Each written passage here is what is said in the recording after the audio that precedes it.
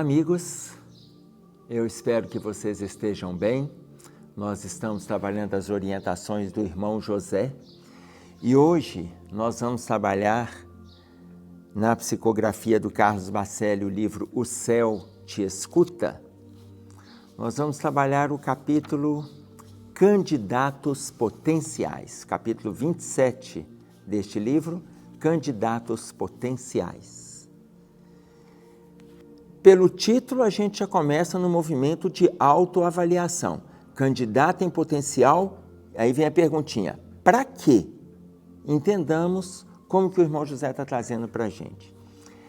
Existem espíritos que permanecem marcando passo nas sendas da evolução moral, resistindo indefinidamente aos convites para que busquem se aprimorar em todos os aspectos de sua individualidade. O que significa marcar passo? Não sair do lugar. Então, quando fala, existem espíritos que estão marcando passo indefinidamente, olha, a gente pode ficar dias no mesmo lugar, meses, anos, reencarnações, ou seja, nós podemos ficar séculos no mesmo ponto. Então, quando ele coloca para nós, resistindo indefinidamente aos convites para buscar o aprimoramento, quantos de nós já conhecemos e ainda não fazemos? Sabemos e ainda não exemplificamos. Entendemos e ainda não explicamos. Quantos de nós? Lembram uma colocação de Emmanuel, quando ele diz para nós assim, 1 minuto de evangelho é trabalho para a encarnação inteira? 1 minuto de evangelho é trabalho para a encarnação inteira. Imagina quanto tempo a gente já tem de estudo de evangelho. De leitura, de entendimento, de aprofundamento. Quantos minutos a gente já tem? 1 minuto é trabalho para a encarnação inteira. Muitos de nós estamos ali recusando convites. Não existe entre nós quem não é convidado. Entendamos isso, ok?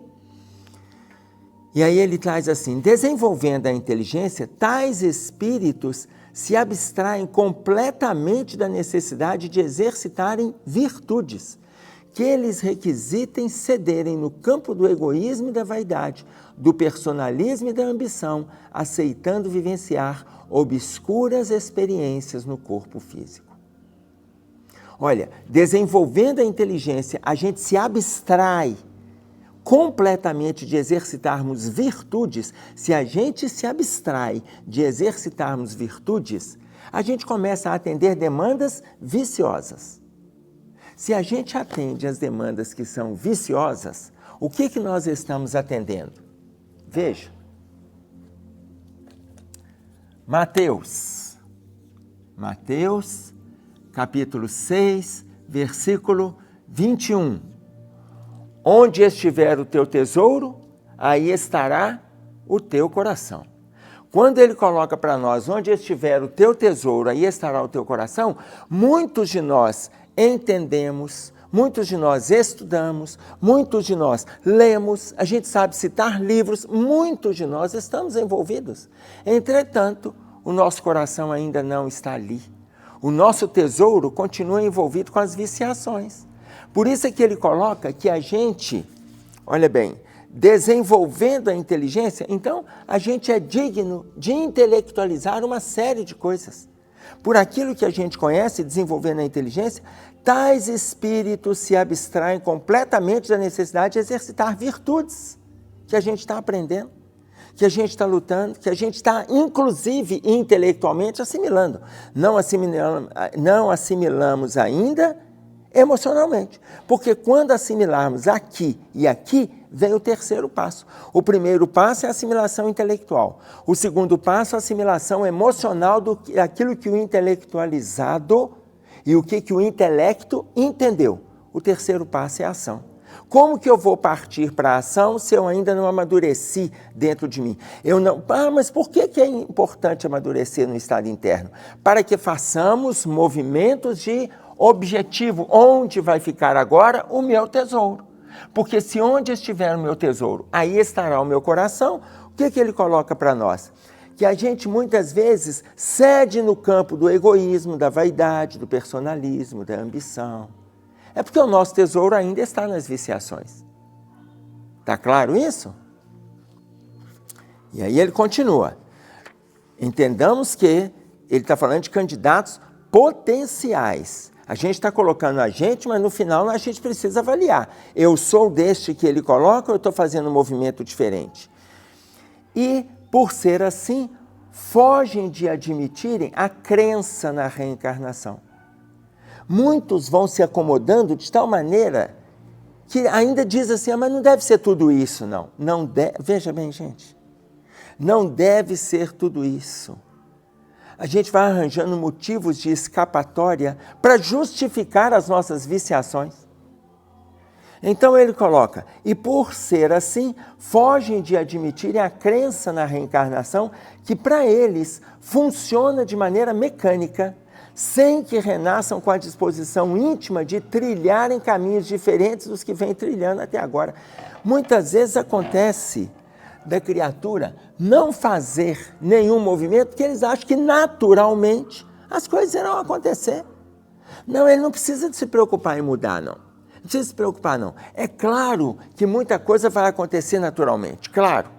Mas naturalmente em qual sentido? Não é naturalmente porque é do desejo da criatura, não. Porque o desejo, ele precisa de ser a mola propulsora desse investimento. É naturalmente porque vem de Deus. Um princípio, um valor que todos nós temos, que se chama vontade. Vontade. Então, naturalmente, vão ter coisas acontecendo. Mas o custo desse natural é alto. Se a gente esperar que as coisas vão acontecendo pelo tempo e não necessariamente pelo nosso esforço, mas por que eu estou colocando para vocês que a vontade vem de Deus? Está no livro dos médiuns. No item 131 está escrito lá, no meio do parágrafo, no item 131, vontade, atributo essencial do Espírito. Se é atributo essencial do Espírito, todo mundo tem. Mas se nós não fizermos esforços para que a nossa vontade se eleve, para que a nossa vontade nos ajude na mudança na estrada, para que a nossa vontade apresente uma meta saudável, digna, proveitosa, justa, se a gente não fizer, as coisas irão acontecer. Irão, porém, as consequências vai depender do que a gente está plantando.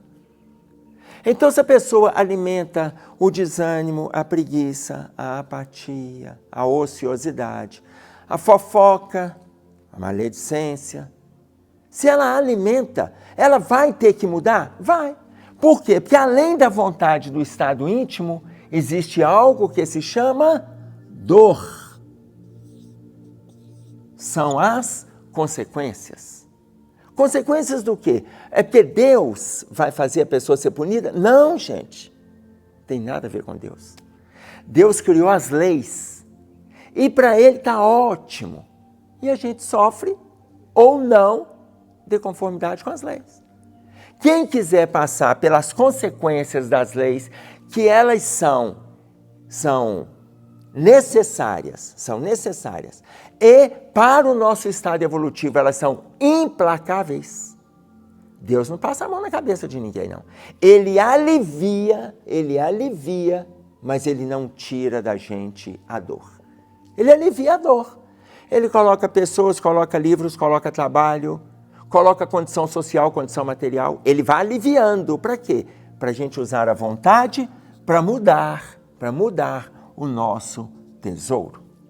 Porque aonde estiver o teu tesouro, estará teu coração. Tá claro? Então veja, olha como que ele vem trazendo. A gente precisa então da disposição íntima. Aí ele diz assim, respeitando-lhes o livre-arbítrio, olha bem o que a gente acabou de trazer, respeitando-lhes o livre-arbítrio, a lei divina os espera pacientemente. Não. Isso aqui pega todo mundo. A lei divina os espera pacientemente. Por quê? Essa mesma lei não violenta consciência alguma, embora deixando cada um entregue às consequências das suas escolhas. Essa lei, ela não vai violentar, mas vai deixar a pessoa para abrigar no seu estado íntimo as consequências daquilo que ela abraçou. Se ela abraçou situações na vida inteira, como coloca para nós no parágrafo anterior, se ela abraçou situações de personalismo, de vaidade, de egoísmo, de ambição, e aí fica a escolha da criatura. Tudo bem? Agora, olha como que é significativo o limite, porque esse aqui tem limite, gente. Isso aqui tem limite. Olha o último parágrafo desse texto. Esses espíritos, sem dúvida, são os candidatos potenciais, atenção, a se exilarem em outros orbes, porque pelo seu estado vibracional, muitas vezes de rebeldia, não mais vão encontrando na Terra um ventre materno que esteja disposto a acolhê-los. Eu vou repetir esse parágrafo de novo e a gente vai dissecá-lo. Atenção. Esses espíritos, sem dúvida, são os candidatos potenciais, remontando o título. Candidatos potenciais. Esses que não estão abraçando nenhum potencial de crescimento, de melhora, de mudança, de transformação, nenhum. Esses espíritos, sem dúvida, são os candidatos potenciais a se exilarem em outros orbes. Aqui entra basicamente no assunto que a gente conhece dentro do movimento espírita, que é a transição. Transição.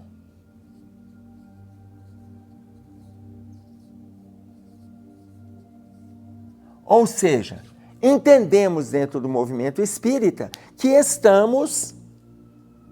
a Terra está num período transitório de movimento.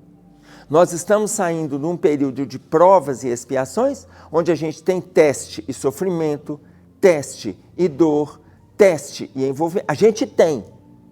Estamos saindo para ir para um movimento melhor que se chama regeneração. Na prova e expiação, existe o bem, mas predomina o mal. Predomina o mal. Na regeneração, existirá o mal, mas predominará o bem. Predominará.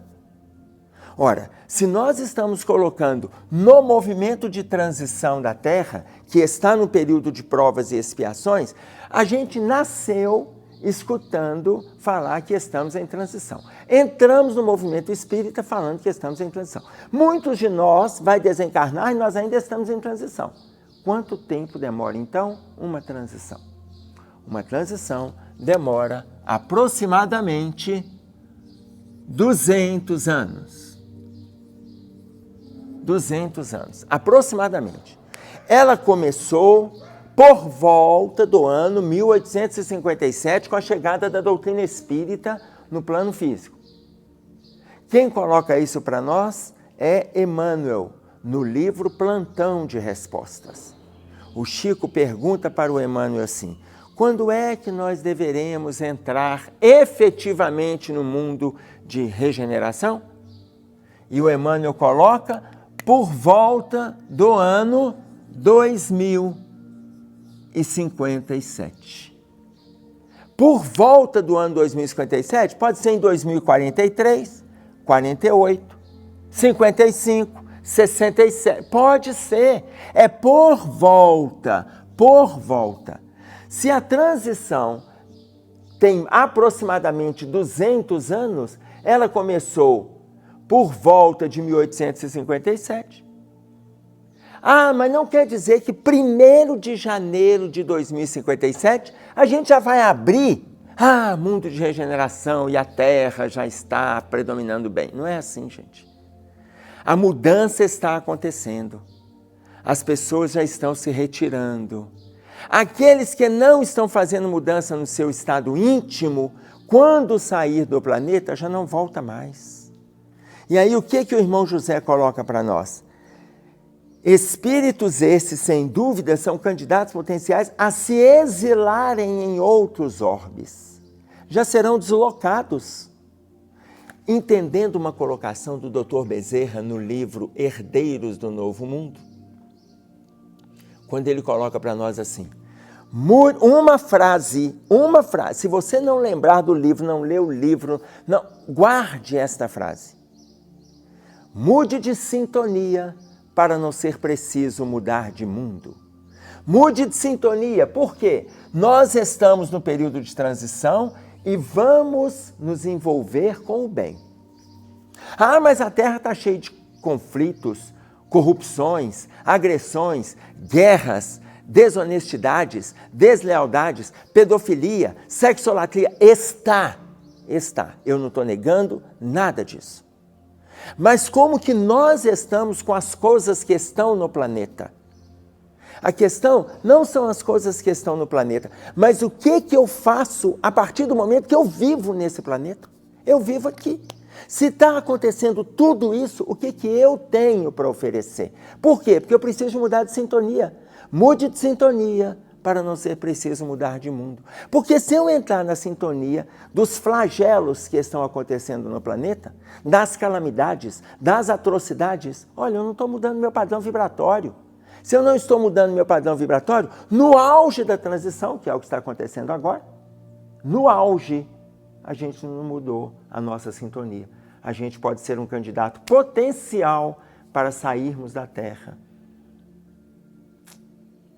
200 anos. Nós estamos aproximadamente 40 anos. Olha, estou falando com vocês aqui em 2023. Mais 40 anos, 2063. Está no por volta. Nós estamos aproximadamente 40 anos da entrada na regeneração, talvez um pouco menos, talvez um pouco mais. O que a gente vai fazer a partir de agora? Agora, se nós assim não desejarmos, olha a colocação dele. Por que essas pessoas que são candidatos em potencial a se exilar em outros orbes, por que já não volta mais para a Terra? Porque pelo seu estado vibracional, lembra da frase do Bezerra? Pelo seu estado vibracional, muitas vezes de rebeldia, a gente ficar se indignando, a gente ficar cobrando, a gente ficar agredindo, a gente perder a fé na providência divina, a gente cobrar inclusive da providência divina. O nosso estado de rebeldia significa rigidez. O nosso estado de rigidez no campo íntimo não vai mais encontrar na Terra um ventre materno que esteja disposto a acolhê-los. Não encontra na Terra um ventre que possa nos receber. Por quê? Porque inclusive aquele futuro ventre são pessoas que estão mudando de sintonia. Aqueles que não querem mudar não encontram nenhum lar que possa acolhê-los. Não encontra. E aí aonde vai ser? Aonde está em sintonia. Tanto que ele usa no plural. Outros orbes. Não é um planeta. Nós viemos de Capela, a maioria de nós viemos de Capela. Nós não viemos de Capela. Capela não é um planeta. Capela é um sistema. Nós viemos do sistema de Capela. E a Terra guardava sintonia com vários planetas desse sistema. Nós viemos do sistema. Para começar o nosso processo aqui outra vez no movimento primitivo. E agora nós estamos passando pela regeneração, entrando na regeneração nesse movimento de transição, que pode acontecer por volta do ano 2057, por volta um pouco antes, um pouco depois, mas aqueles que não quiserem fazer nenhum movimento de mudança, desencarnam e já não voltam mais. Aí vocês podem estar pensando assim, mas a Terra vai ficar vazia. Porque se nós prestarmos atenção, a maioria a maioria do planeta ainda está envolvido com o mal. A maioria do planeta está envolvido com o mal. Então a minoria fica. Mas isso não são os dizeres que eu estou trazendo para vocês de forma aleatória, não. Quem coloca isso para nós é Jesus. No capítulo 7 de Mateus, no capítulo 7, no versículo 13, o que ele fala? Entrai pela porta estreita, porque larga é a porta da perdição, por onde muitos entrarão. Quando ele fala, larga é a porta da perdição e muitos entrarão, no versículo seguinte, no 14, ele vai colocar que a porta estreita, poucos, olha bem, poucos por ela passarão. Se muitos entram na porta larga da perdição, poucos entrarão na porta estreita. Ele está falando de quê? De maioria e de minoria. Então, muitos já vão desencarnando. A gente fica vendo a ciência fazerem aí os seus cálculos. Quando chegar em 2050, nós estaremos com 213 milhões de pessoas. Como é que é? 213 não. Chegarmos em 2050, estaremos com 13 bilhões de pessoas. Daí mais 20 anos, 15, 18 bilhões de pessoas. Mas veja, a providência divina está atuando em cima disso aí. Se a maioria não tem condições de ficar no planeta, à medida que for desencarnando, não vai voltando para cá não, gente. Ele está falando. Aí você pode estar ouvindo e falar assim, mas eu não concordo com isso não. É claro que a gente não quer concordar. Quem não concordar, está de bom tamanho, é sinal de que você tem um bom índice de avaliação daquilo que eu leio, daquilo que eu falo e daquilo que você raciocina. Mas aprofunde no seu raciocínio. Eu não quero que saia concordando, mas é a espiritualidade que está trazendo. Quando ele fala que a maioria já não vai ter condições porque não tem um ventre para receber esses que não mudam o padrão vibratório, porque não fez movimentos de mudança no seu estado íntimo, aproveitando o principal valor que nós temos inseridos em nós, como coloca para a gente o livro dos médiuns, como eu trouxe para vocês, aproveitando se a gente não utiliza. Aí eu acho que não vai ser desse jeito. Não, ok. Pensar, a gente pode pensar o que a gente quiser, achar, a gente pode achar o que a gente quiser. Eu gosto de trazer a palavra dos Espíritos para não acontecer dúvida. Por isso que a gente vai trazendo também referências. Quando Jesus coloca, muitos entrarão pela porta estreita da perdição, pela porta larga da perdição, poucos passarão pela porta estreita, que é a porta da salvação, poucos passarão a falha do Cristo. Então eu quero que vocês avaliem, para que nós não sejamos os candidatos potenciais, conforme intitula o texto, até porque vou reforçar o último parágrafo. Esses espíritos, sem dúvida, são os candidatos potenciais a se exilarem em outros orbes, porque pelo seu estado vibracional, muitas vezes de rebeldia, não mais vão encontrando na Terra um ventre materno que esteja disposto a acolhê-los. O que ele está dizendo para nós? O movimento é de mudança. Aproveitemos esse movimento nosso. É isso aí que nós tínhamos para trazer. Um abraço a todos, fiquem com Deus e até breve.